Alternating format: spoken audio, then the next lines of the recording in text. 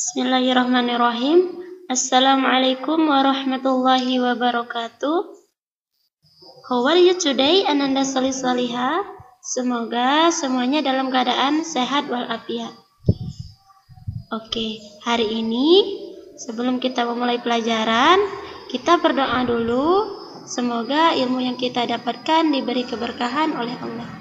Bismillahirrahmanirrahim.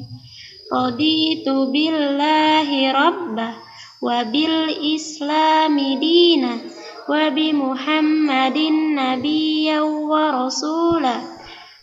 Rabbi shrah li sadri wa yassir li amri wahlul 'uqdatam min lisani yafqahu qawli. Rabbi zidni ilma warzuqni fahma. Oke, alhamdulillah kita sudah selesai berdoa. Setelah itu kita akan belajar masih di tema 3, subtema 1, pembelajaran 4, 5, dan 6. Oke, hari ini kita akan banyak membahas tentang plastik. Nah, bagaimana nih plastik untuk menjadi solusi dan masalahnya? Apa-apa aja nih? Oke, mari kita bahas. Nah, apa aja nih sifat plastik itu? Nah, di sini sebelum kita membahas plastik, di sini di sekitar rumah kita atau di sekolah kita menemukan berbagai benda di sekitar kita. Nah, ada meja, kursi, lemari, kotak pensil, tas, buku, dan botol minuman. Nah, benda-benda tersebut memiliki cirinya masing-masing. Ada yang bentuknya seperti balok, ada bentuknya seperti bulat atau lingkaran, ada yang misalnya nih berbentuk balok, misalnya kotak pensil, kotak mainan, atau lemari. Dan benda bentuk bulat itu bisa bola. Nah, di sini yang menjadi bahasan kita yaitu tentang plastik.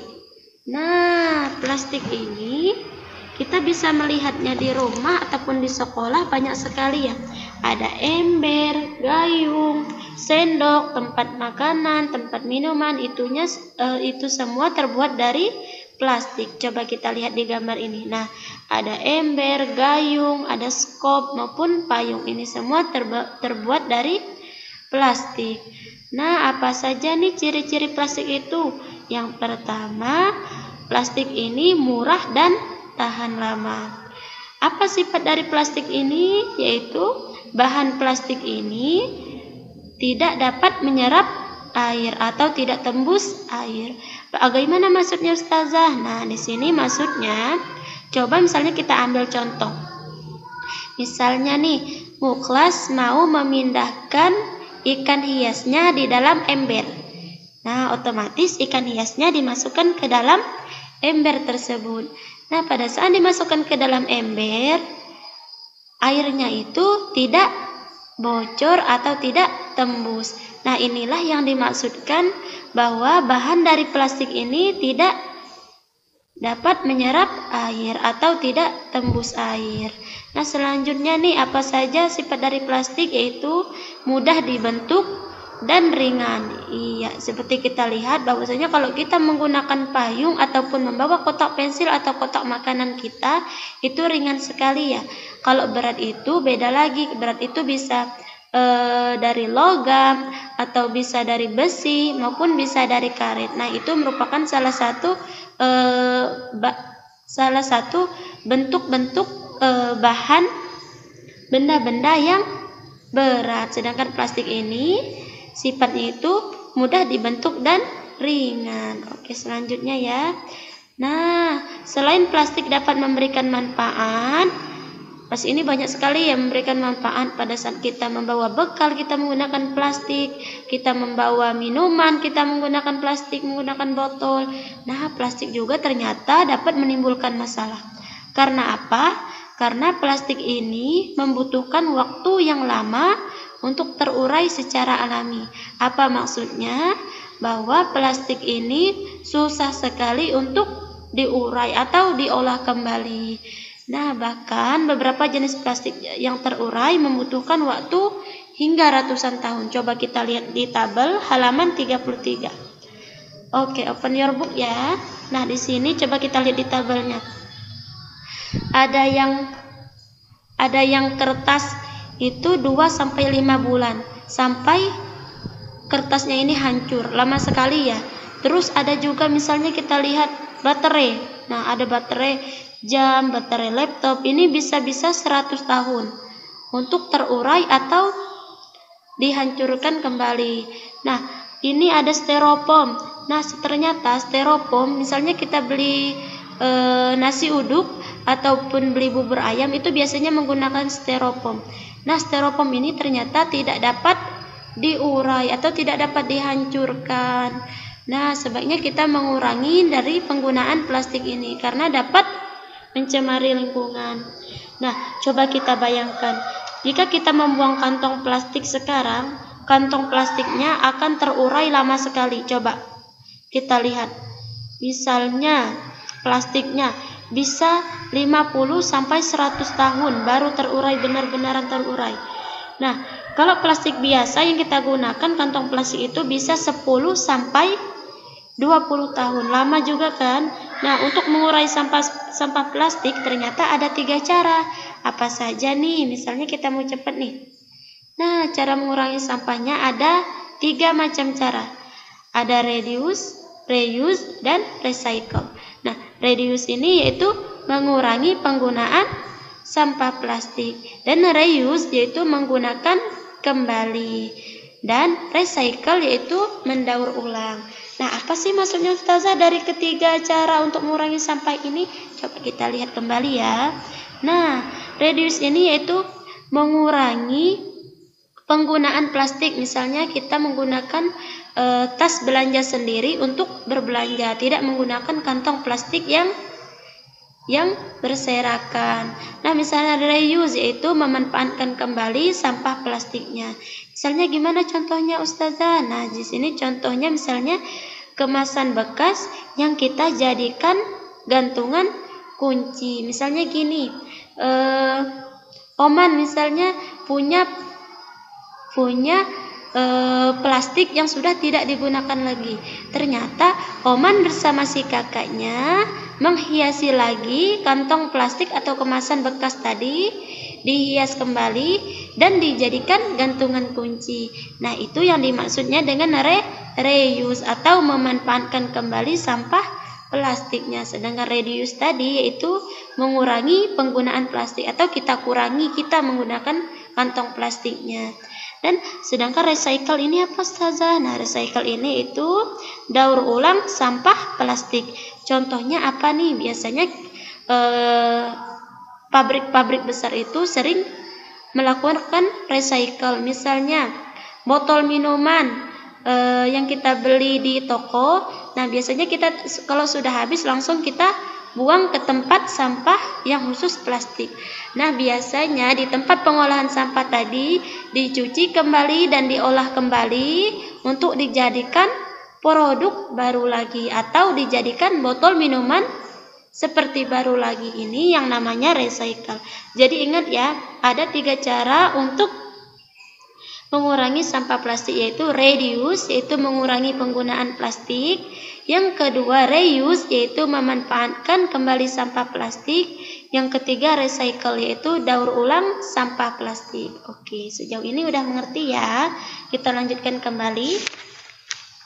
Nah, di sini ternyata ada lambang dari reduce, reuse, dan recycle.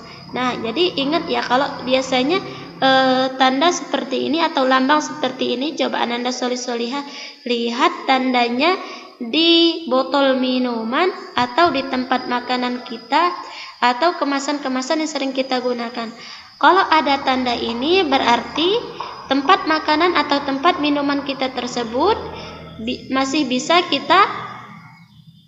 bisa dilakukan daur ulang kembali.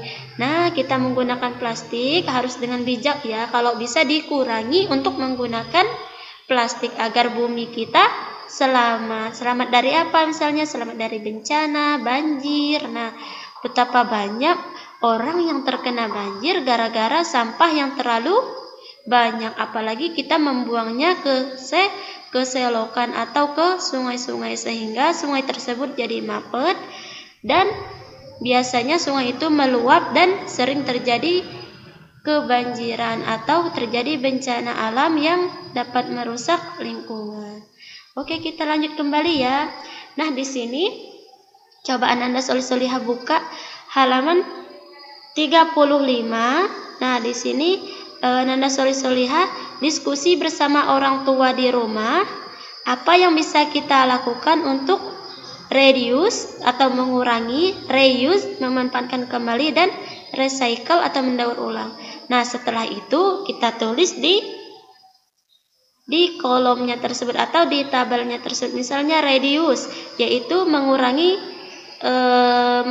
penggunaan apa misalnya. Nah, nanti dituliskan di sini. Misalnya, Ustazah, saya mengurangi penggunaan plastik minuman. Nah, biasanya saya sering minum jajanan yang di pinggir-pinggir jalan atau di trotoar.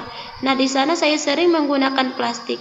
Nah, sekarang Ustazah, saya membawa botol sendiri untuk mengurangi penggunaan dari plastik. Nah, itu nanti Ananda Solih-Solihah tuliskan di dalam tabel ini. Nah, ini diskusi bersama orang tua ya, boleh kerjasama dengan orang tua. Nah, kita lanjutkan lagi. Nah, di sini ada masih di halaman 35. Ini Ananda Solih-Solihah nanti challenge-nya itu tentukan lokasinya di rumah itu. Misalnya pertama di rumah. Nah, coba lihat di rumah itu banyaknya sampah plastik kemasan makanan atau sampah plastik kemasan minuman. Kalau banyaknya sampah plastik kemasan makanan, nanti dicentang saja. Dicentang, kling. Nah, tinggal dicentang. Kalau Ananda Solih-Solihah misalnya di rumah nenek, misalnya Ananda Solih-Solihah menemukan sampah plastik kemasan minuman. Nah, sedangkan tidak ada misalnya kemasan makanan. Nah, tinggal dicentang di kolom sampah plastik kemasan minuman. Nah, setelah kita selesai melakukan pengamatan sederhana ini, Ananda Solih-Solihah bisa memusyawarahkan atau diskusi bersama orang tua tentang cara mengurangi penggunaan sampah plastik menurut hasil pengamatan dan di dalam tabel hasil pengamatan di lingkungan rumah. Nah, setelah melakukan tersebut, Ananda Solih-Solihah ceritakan dan ditulis ke dalam tabel di halaman 36. Nah, misalnya saya hari ini ke rumah nenek. Saya menemukan ini. Sampah plastik ada ini. Nah, itu maksudnya dan dituliskan ke halaman 36. Bisa juga dijabarkan dari hasil pengamatan kita di dalam tabel di halaman 35. Oke, kita lanjutkan kembali ya. Nah, di sini ada yang pernah main bola tangan. Nah, setelah bermain bola tangan, biasanya Ananda Solih-Solihah melakukannya bersama teman. Coba kita lihat di halaman 39. Nah, untuk bola tangan ini bermainnya itu di lapangan, ya, di lapangan. Dan dianjurkan tidak untuk dilakukan di ruangan karena takutnya nanti terkena barang-barang yang lain. Makanya dilakukan di tempat terbuka seperti lapangan. Nah, permainannya ini dilakukan oleh 2 kelompok. Nah, jadi ini 2 kelompok. Setiap pemain harus memasukkan bola ke gawang lawan. Nah, bolanya dioper pada teman satu tim. Nah, misalnya ini bisa kita lihat contohnya. Anak yang pertama mengoper bola ke anak nomor 2. Begitupun seterusnya. Dan selanjutnya setiap pemain harus mengoper bola setelah melangkah paling banyak 5 langkah. Dan kelompok yang dapat memasukkan bola tadi sebanyak-banyaknya ke gawang dengan melempar ke dalam gawang lawan. Nah, biasanya ini anak yang pertama mengoper ke anak kedua mengoper ke anak ketiga, begitupun selanjutnya sampai bola yang terakhir masuk ke gawang lawan. Oke, kita lanjutkan kembali ya. Nah, di sini kita belajar tentang bahan untuk membuat benda. Nah, ternyata bahan untuk membuat benda ini tidak hanya dari plastik saja, ternyata ada benda dari kaca, ada benda dari logam, ada juga benda dari karet. Nah, untuk dari kaca ini, misalnya kita lihat ada gelas, ada botol minuman, ada misalnya kacamata, akuarium, jendela, dan peralatan laboratorium. Nah, biasanya digunakan terbuat dari kaca. Nah, kaca ini sifatnya sama dengan plastik, yaitu kedap air dan tembus cahaya. Kalau plastik tidak tembus cahaya, sedangkan benda dari kaca ini tembus cahaya. Nah, ternyata ada lagi nih benda dari logam. Benda dari logam ini bisa kita lihat ada garpu, sendok, kerangka mobil, pagar rumah, dan lain-lain. Nah, bagaimana sih sifat dari logam ini? Nah, logam ini sifatnya kuat. Nah, sifatnya kuat, lebih kuat daripada kaca dan plastik. Nah, dapat dibentuk dan menghantar panas yang baik. Misalnya coba kita ambil contoh, misalnya sendok makanan.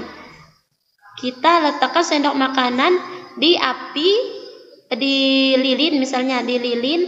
Nah, biasanya sendok itu akan mengantarkan panas ke tangan kita. Kalau panas berarti benda ini terbuat dari logam. Sedangkan kalau dari plastik, kalau kita letakkan ke lilin atau api, itu biasanya langsung mayun atau langsung rusak plastik tersebut. Berbeda dengan logam, ya ini sifatnya tahan atau kuat. Nah, yang selanjutnya itu benda dari karet. Ini biasanya ada penghapus, ban, dan juga bisa dari bola atau sarung tangan. Nah, ini benda-benda yang dari karet. Nah, kita lanjutkan lagi ya. Nah, setelah kita melakukan pengamatan tentang bahan benda, di sini kita belajar lagi nih tentang musyawarah. Apa sih musyawarah itu? Nah, musyawarah itu yaitu pembahasan bersama untuk menyelesaikan masalah dan mendapatkan keputusan bersama. Nah, Ananda Solihah sudah tahu kan kemarin untuk menyelesaikan masalah biasanya kita melakukan voting. Voting itu apa? Yaitu mengambil suara terbanyak. Kemarin kita sudah melaksanakan musyawarah, yaitu pemilihan wali kelas. Nah, kemarin Ustazah menyuruh Ananda Solihah untuk mengangkat tangan mana yang ingin kita pilih kandidatnya. Misalnya kemarin ada Mukhlas, ada Oman, dan lain-lain. Nah, musyawarah ini merupakan salah satu pengamalan sila keempat dengan lambang kepala banteng. Nah, sila keempat ini mengandung arti rakyat Indonesia berkumpul dan bermusyawarah untuk menyelesaikan suatu masalah tertentu. Nah, kita itu kalau ada masalah, biasanya kita melakukan musyawarah atau diskusi bersama supaya masalah ini bisa kita selesaikan bersama. Oke. Selanjutnya ya. Selanjutnya untuk membuat tong sampah. Nah, ini kita bisa bermusyawarah bersama orang tua kita, yaitu ternyata coba tanyakan Ananda Solihah ke orang tuanya. Untuk mengurangi sampah biasanya kita menggunakan tong sampah untuk membuang sampah tersebut. Tong sampah bisa terbuat dari karet, bisa juga terbuat dari kayu, dan juga bisa terbuat dari plastik. Nah, di sini kita akan melakukan musyawarah bersama orang tua kita. Apakah musyawarah ini dapat menyelesaikan masalah atau menambah masalah? Nah, biasanya kalau kita bermusyawarah bersama teman ataupun orang tua kita, biasanya kita menemukan titik terang atau dapat mencari solusi bersama. Oke, sampai di sini saja Ananda Solihah. Wassalamualaikum warahmatullahi wabarakatuh.